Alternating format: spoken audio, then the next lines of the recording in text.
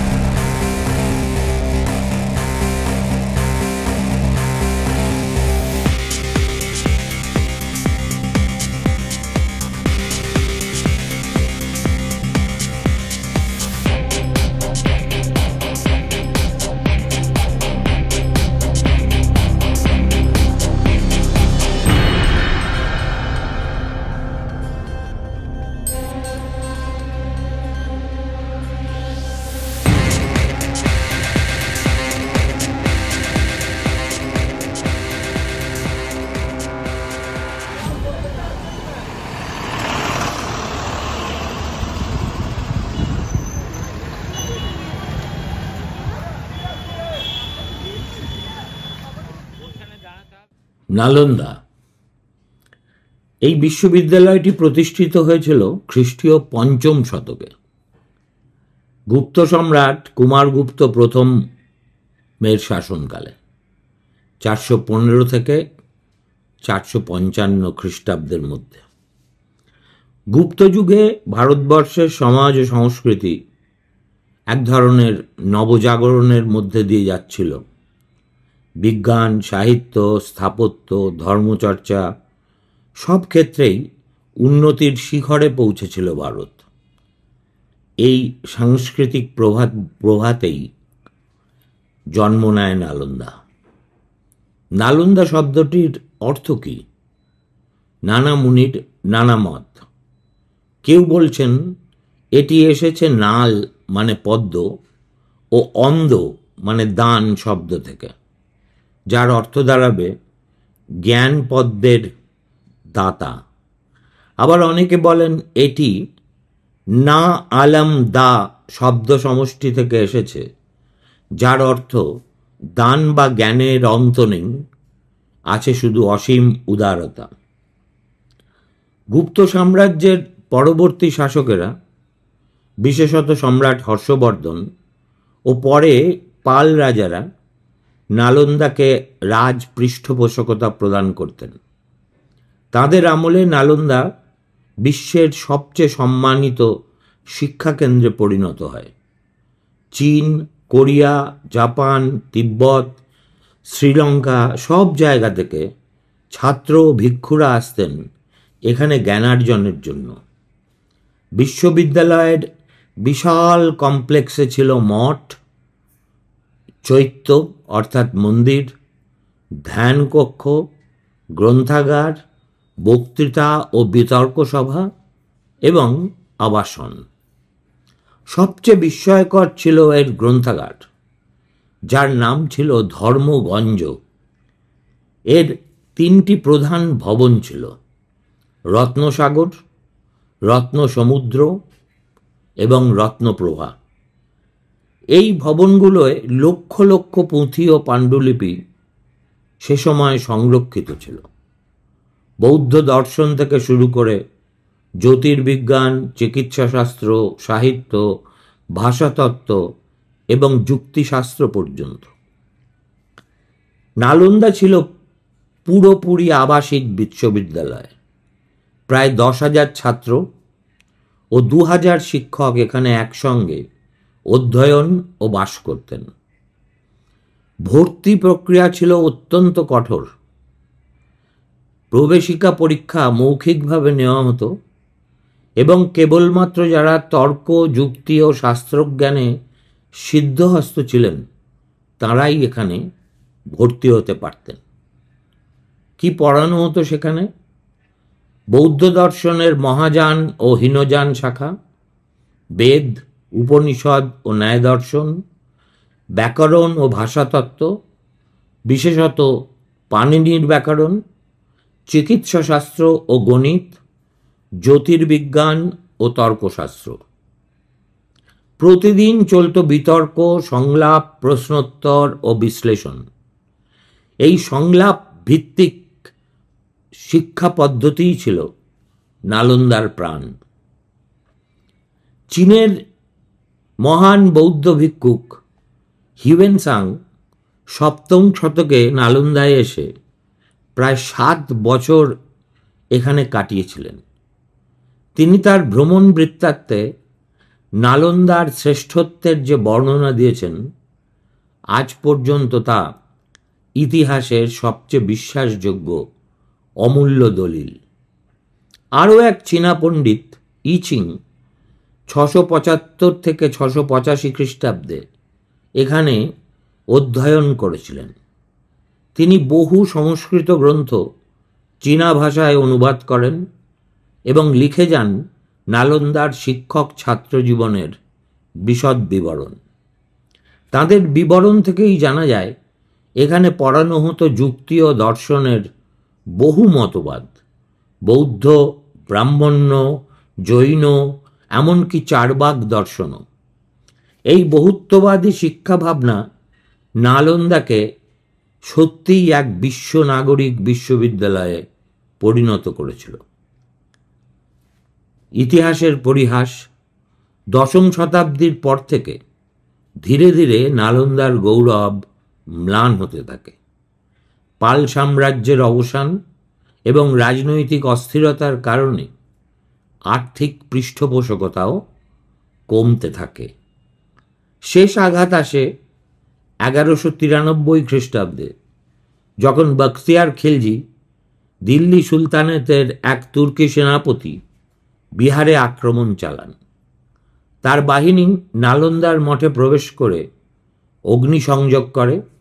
শোনা যায় ধর্মগঞ্জের গ্রন্থাগার মাসের পর মাস ধরে জ্বলেছিল, কারণ সেখানে অসংখ্য পাণ্ডুলিপি ছিল তালপাতা ও তুলট কাগজে লেখা। অসংখ্য ভিক্ষু ও ছাত্র নিহত হন বা পালিয়ে যান। এভাবেই নিভে যায় ভারতীয় শিক্ষার এক বিশাল দীপশিখা, যা প্রাচ্যের মানব সভ্যতার গর্ব ছিল। 19বিংশ শতাব্দীতে স্যার আলেকজান্ডার কানিংহাম, প্রত্নতাত্ত্বিক সার্ভে অফ ইন্ডিয়ার প্রতিষ্ঠাতা, নালন্দার ধ্বংসাবশেষ পুনরাবিষ্কার করেন।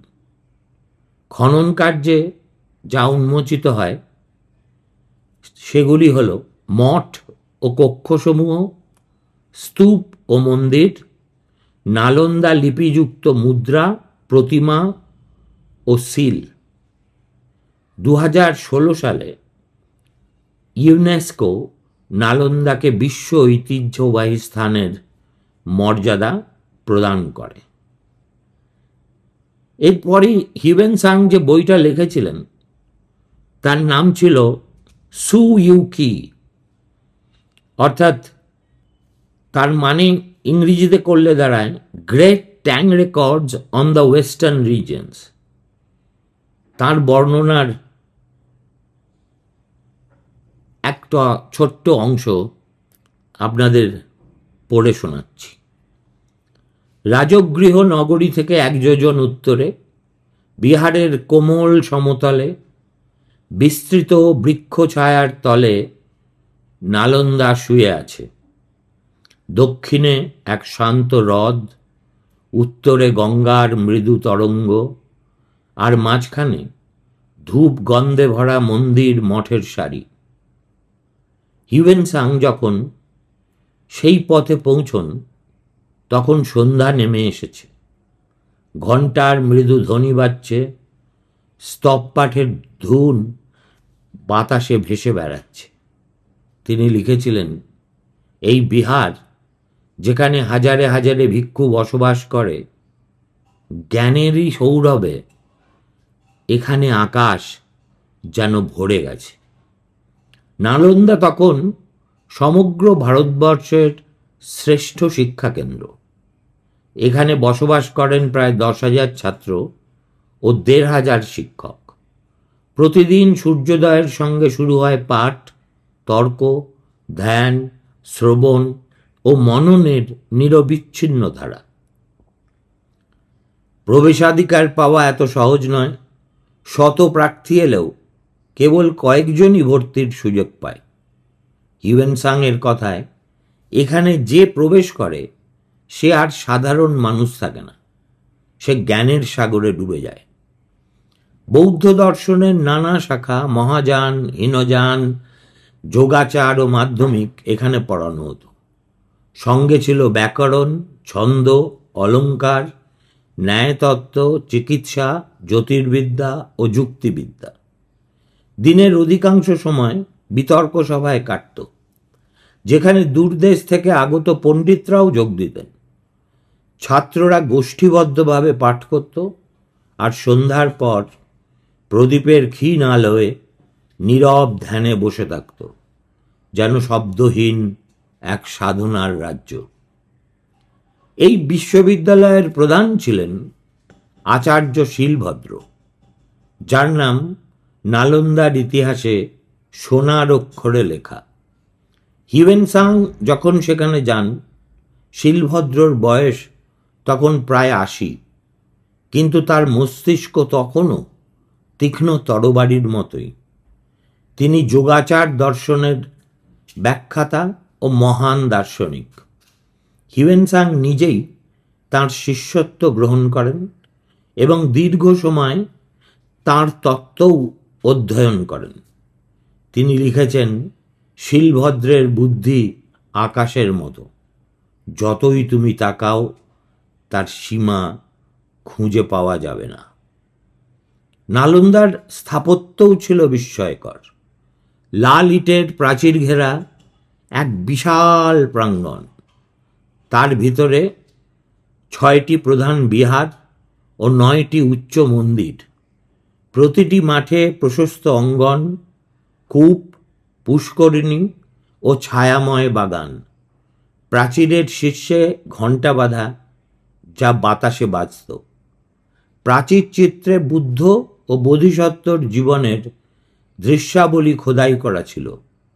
দর্শনার্থী দেখত ভিক্ষুরা ধ্যানমগ্ন বসে আছেন, কেউ তর্কে লিপ্ত, কেউ পাণ্ডুলিপি লিখছেন, আবার কেউ দূরদেশের ছাত্রকে নির্দেশ দিচ্ছেন।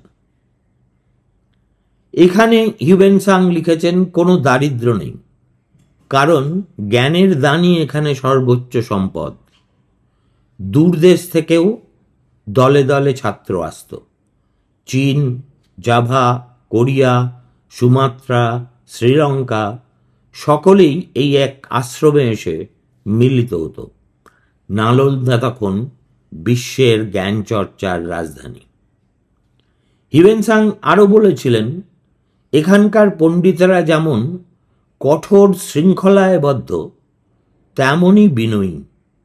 তারা নিজেরা নিজেদের সাফল্য নিয়ে অহংকার করেন না, বরং প্রতিটি কথায় থাকে মৃদু হাসি ও সহিষ্ণুতা।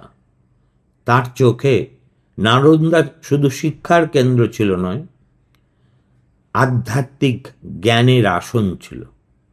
ভিক্ষুরা প্রভাতের প্রথম সূর্যালোকে প্রার্থনা করতেন, দুপুরে তর্ক ও বিতর্কে অংশ নিতেন, আর রাতে ধ্যানের মধ্যে লীন হয়ে যেতেন।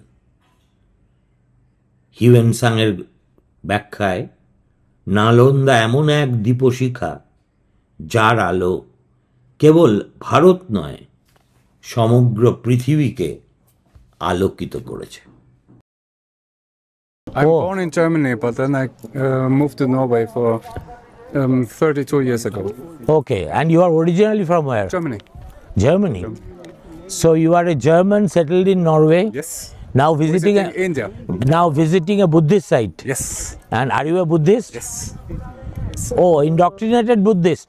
Sorry? Indoctrinated Buddhist, I mean Mahayana. Mahayana. Okay.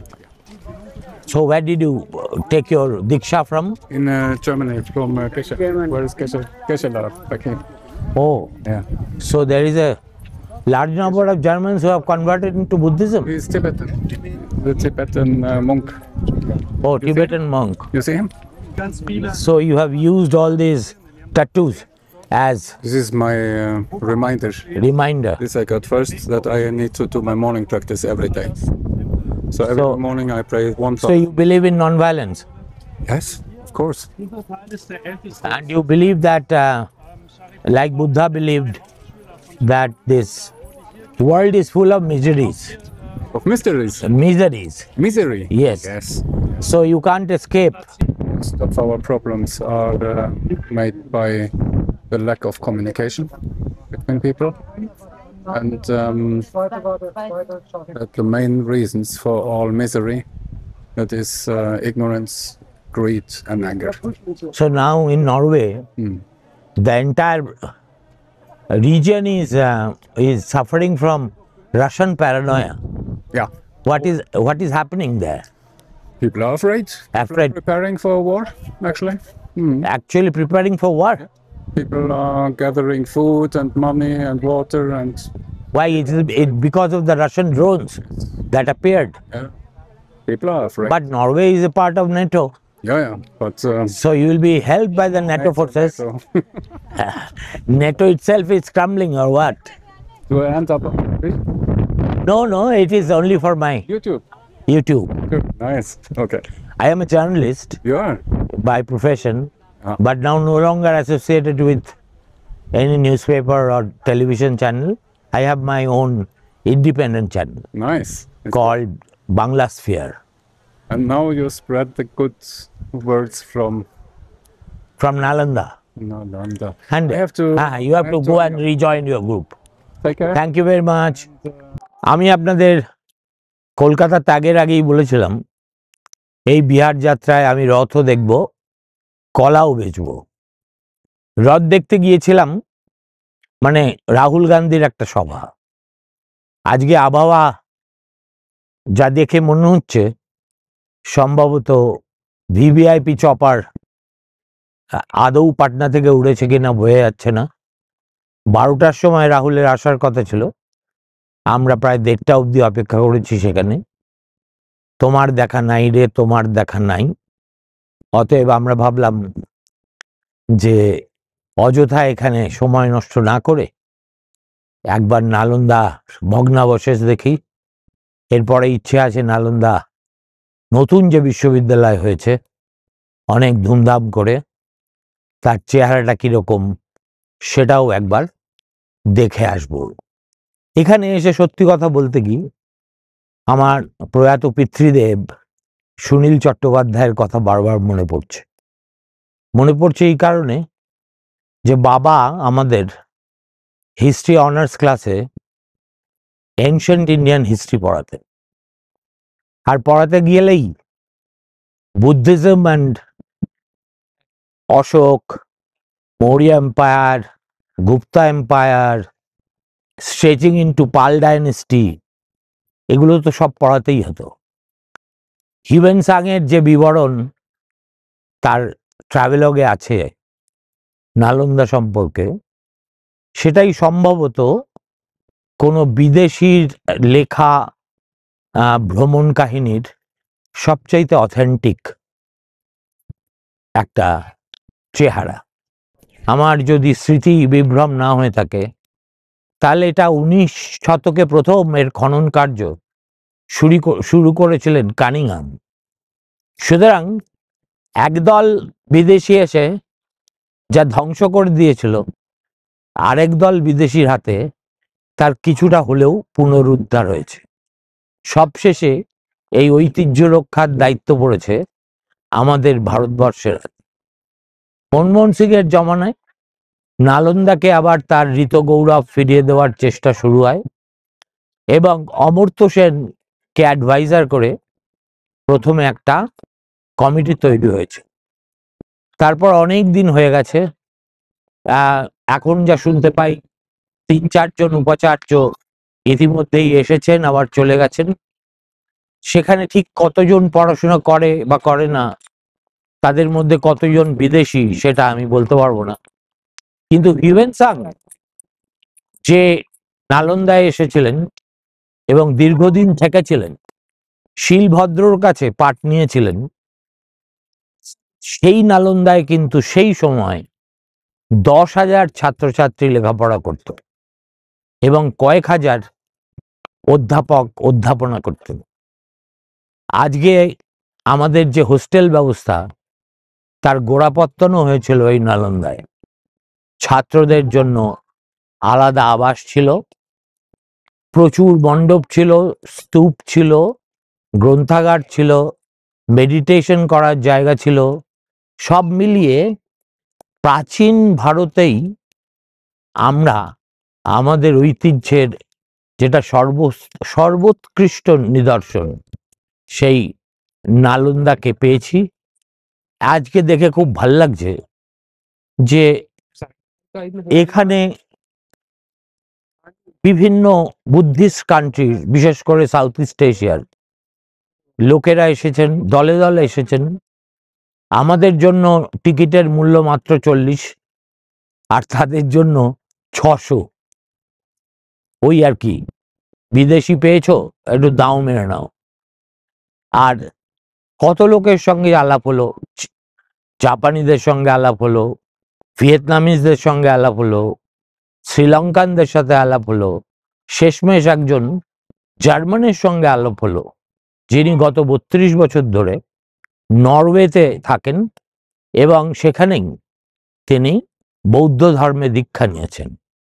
তাদের সঙ্গে কিছু খোঁজ গল্পও হলো, কেননা শ্রীলঙ্কায় একদা আমি নিয়মিত যেতাম।